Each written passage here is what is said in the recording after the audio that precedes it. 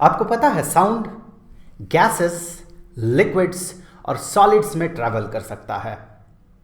जब गैसेस में sound travel करता है तो वो बड़ा स्लोली ट्रैवल करता है, रिलेटिवली स्लोली ट्रैवल करता है।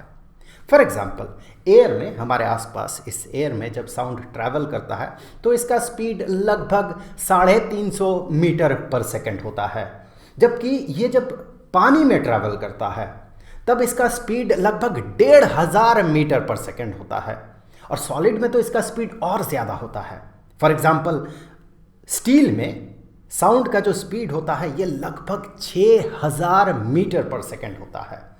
तो यहाँ से आप समझ रहे होंगे कि गैसेस में साउंड का स्पीड सबसे कम होता है और सॉलिड्स में साउंड का स्पीड सबसे ज़्यादा होता है, जबकि लिक्विड में स्पीड इन दोनों के बीच का होता है। पर ऐसा क्यों होता है, इसके पीछे रीज़न क्या है? आज के इस वीडियो में हम वो वाला रीज़न समझेंगे। तो इसे समझने के लिए आपको सबसे पहले ये समझना होगा कि साउंड ट्रैवल कैसे करता है, या साउंड क्रिएट कैसा होता है, फिर ट्रैवल कैसे करता है। तो साउंड वाइब्रेटिंग बॉडी से क्रिएटेड होता है। जब कोई बॉडी वाइब्रेट करता है तो उसके आसपास जो मीडियम है, उस मीडियम के पार्टिकल्स भी वाइब्रेट करने लगता है। तो ये वाइब्रेटिंग बॉडी एनर्जी ट्रांसफ़र करता है आसपास के मॉलिक्यूल्स में, या आसपास के पार्टिकल्स में मैं कहूँगा। सो वो पार्टिकल्स जब वाइब्रेट करता है, उसके पास एनर्जी रहता है, तो वो बगल वाले पार्टिकल को भी वाइब्रेट करवाता है, तो एनर्जी का ट्रांसफ़र होता है। इस तरह से एनर्जी ट्रांसफ़र होते जाता है, होते जाता है, वाइब्रेशन आगे बढ़ते जाता है, और हम कहते हैं कि साउंड प्रोपगेट कर रहा है, साउंड आगे बढ़ रहा है। अब देखिए, जब गैसेस है उनके पार्टिकल्स के बीच काफ़ी ज़्यादा डिस्टेंस होता है। तो जब एक पार्टिकल में कुछ एनर्जी आता है तो वो एनर्जी जब दूसरे में वो ट्रांसफ़र करता है, तो इसके लिए तो उसे इंटरैक्ट करना होगा एक दूसरे के साथ। बिना इंटरैक्शन का ये इस पे एनर्जी कैसे ट्रांसफ़र करेगा? तो इंटरैक्शन होना ज़रूरी है। तो जब इसके पास एनर्जी आता है, ये अगले वाले पार्टिकल के साथ इंटरैक्शन करता है, तो वो एनर्जी का ट्रांसफ़र होता है। इस तरह से एनर्जी का ट्रांसफ़र होता है, हेंस वाइब्रेशन का ट्रांसफ़र होता है, और फिर साउंड प्रोपगेट करता है। लेकिन सॉलिड्स के केस में क्या होता है, पार्टिकल्स बहुत क्लोज रहता है और उनके बीच जो बॉन्ड है बहुत स्ट्रांगली बॉन्डेड होता है वो पार्टिकल्स। तो एक में अगर थोड़ा भी हलचल होता है तो इमीडिएटली अगले में हलचल हो जाता है। चूँकि उसके साथ फिर अगला वाला पार्टिकल बहुत स्ट्रांगली बॉन्डेड है, तो उसमें भी इमीडिएटली वो हलचल ट्रांसफ़र हो जाता है। तो सॉलिड्स में एनर्जी का ट्रांसफ़र बहुत फास्ट होता है, जबकि गैसेस में उतना फास्ट नहीं हो पाता है, क्योंकि पार्टिकल्स के बीच गैप होता है बहुत ज़्यादा।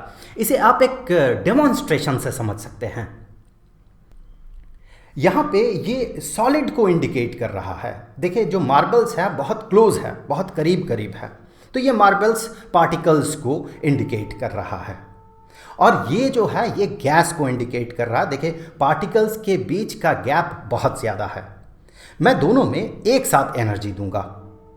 आप देखिए, इस केस में जहाँ मार्बल करीब है, जो कि सॉलिड को इंडिकेट कर रहा है, इस केस में एनर्जी का ट्रांसफ़र तुरंत हो रहा है, जबकि दूसरे केस में जहाँ पर मार्बल के बीच गैप बहुत ज़्यादा है, वहाँ पर एनर्जी का ट्रांसफ़र होने में थोड़ा ज़्यादा समय लग रहा है।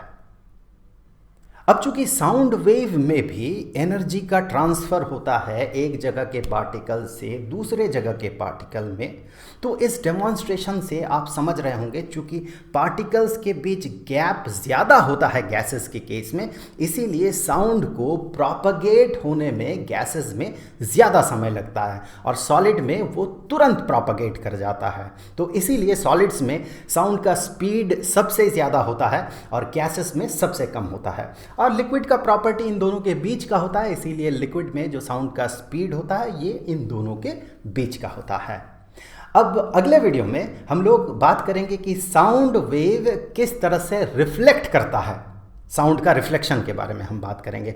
उस वीडियो का लिंक आपको यहाँ पर स्क्रीन पे मिल जाएगा। अब जाते जाते मैं आपको बता दूं कि स्टैंडर्ड 9th के लिए साउंड चैप्टर के सारे वीडियोज़ का जो प्लेलिस्ट है उसका लिंक आपको नीचे डिस्क्रिप्शन में मिलेगा। तो आई होप कि अगले वीडियो में फिर मुलाकात होगी। तो मिलेंगे आपसे अगले वीडियो में, तब तक के लिए खुश रहें। Good bye.